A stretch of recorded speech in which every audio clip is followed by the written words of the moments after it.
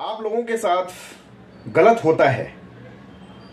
मान लीजिए कोई जमीन का विवाद है, आपके जमीन पे व्यक्ति ने कब्जा कर लिया है और आप सोचते हैं कि मेरे फेवर में कोई गवाही कोर्ट में जाके नहीं देगा तो हम मुकदमा ही नहीं करते हैं। या फिर आपके साथ कोई क्रिमिनल एक्टिविटी हो रहा है, आप सोच रहे हैं कि कोई समाज का जो व्यक्ति है वो गवाही नहीं देगा, जाके वो देख रहा है कि मेरे साथ गलत कर रहा है दूसरा व्यक्ति, लेकिन फिर भी वो गवाही नहीं देगा कोर्ट में जाके, तो मैं केस हार जाऊंगा। गवाह के अभाव में मैं मुकदमा हार जाऊंगा। इससे बढ़िया है कि मैं एफआईआर ना करूं, या सिविल का कोई डिस्प्यूट है तो सिविल केस ना करूं। लेकिन यह सोचना आपका गलत है। बिना गवाह के भी आप केस जीत सकते हैं। बिना गवाह के भी केस को सही साबित किया जा सकता है। उसके कुछ आधार होते हैं, जिन आधार को जानना आप लोगों को लिए बहुत जरूरी है। तो इसी टॉपिक पे आज मैं बात करने वाला हूं। तो इसे जानने के लिए वीडियो को लास्ट तक देखना, और वीडियो देखने के बाद अच्छा लगता है तो हर बार की तरह इस बार भी आप लोगों से एक ही रिक्वेस्ट है कि चैनल को ज्यादा से ज्यादा सब्सक्राइब कीजिए, वीडियो को ज्यादा से ज्यादा लाइक और शेयर कीजिए। हेलो फ्रेंड्स, कैसे हैं आप सब? मैं आपका अपना मित्र एडवोकेट एसएस मिश्रा लीगल दर्पण चैनल में स्वागत करता हूं। फ्रेंड्स, कोई भी मुकदमा हो, सिविल केस हो या क्रिमिनल केस हो, बिना गवाह के भी उसको सही साबित किया जा सकता है। लेकिन बिना गवाह के हम सही साबित कैसे करेंगे, इसको जानना बहुत जरूरी है। तो इसे जानने से पहले आपको यह जानना पड़ेगा कि कोर्ट में जो है गवाही दो तरीके से होती है।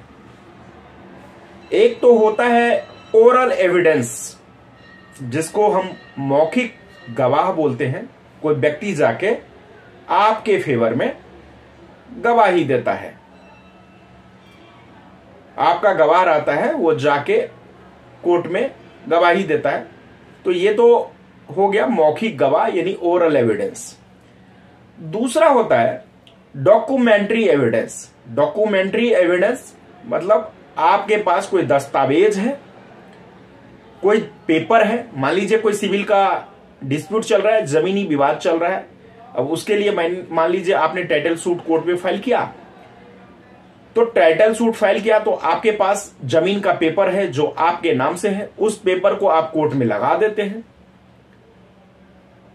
तो आपका वहां पे केस सही साबित हो जाता है। तो इसे डॉक्यूमेंट्री एविडेंस बोला जाता है। इसी प्रकार से किसी भी क्रिमिनल केस में मान लीजिए किसी बच्चे के साथ बलात्कार हुआ है। अब डॉक्टर ही पुष्टि करेगा कि बलात्कार हुआ है या नहीं हुआ है। इन चीजों को प्रूव कौन करेगा? मेडिकल रिपोर्ट ही करेगा। तो डॉक्टर ने रिपोर्ट बना के दिया, उससे ये यदि साबित हो जाता है कि नहीं सही में इस बच्चे के साथ रेप किया गया है, तो वह केस सही साबित हो जाता है।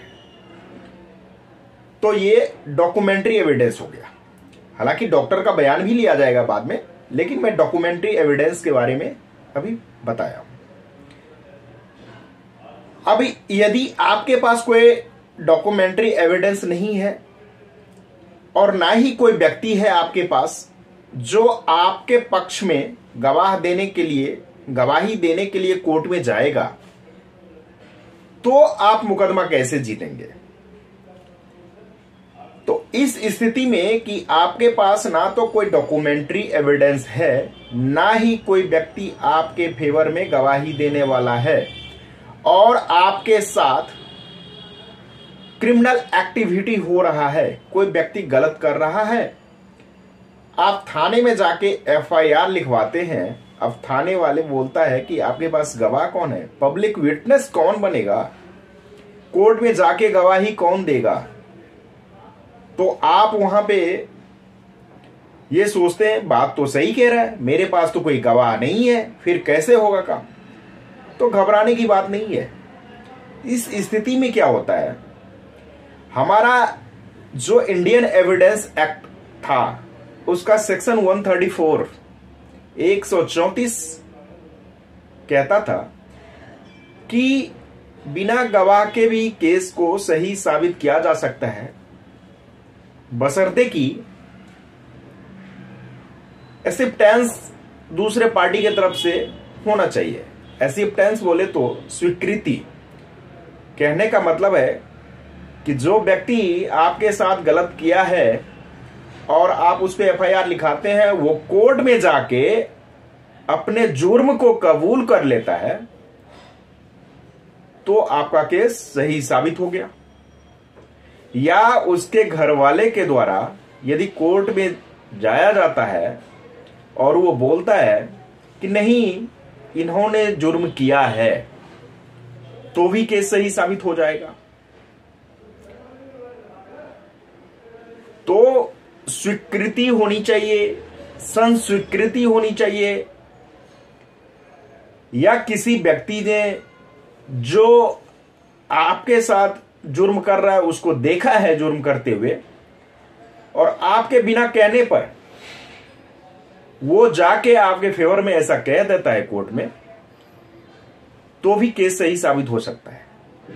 तो कहने का मतलब है कि जो इंडियन एविडेंस एक्ट का सेक्शन 134 था, क्योंकि कानून अब चेंज हो गया है, अब भारतीय साक्ष्य अधिनियम बन गया है, तो भारतीय साक्ष्य अधिनियम में इन चीजों को सेक्शन 139 के अंतर्गत बताया गया है, धारा 139 में बताया गया है।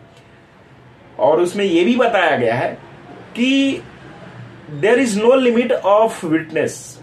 गवाहों की कोई पर्टिकुलर संख्या नहीं होगी कि 1 गवाह हो या 10 गवाह हो, क्योंकि आप ये भी सोचने लगते हैं एफआईआर कराने से पहले, मुकदमा करने से पहले, कि हमारे पास तो एक ही गवाह है, तो हम केस कैसे जीतेंगे।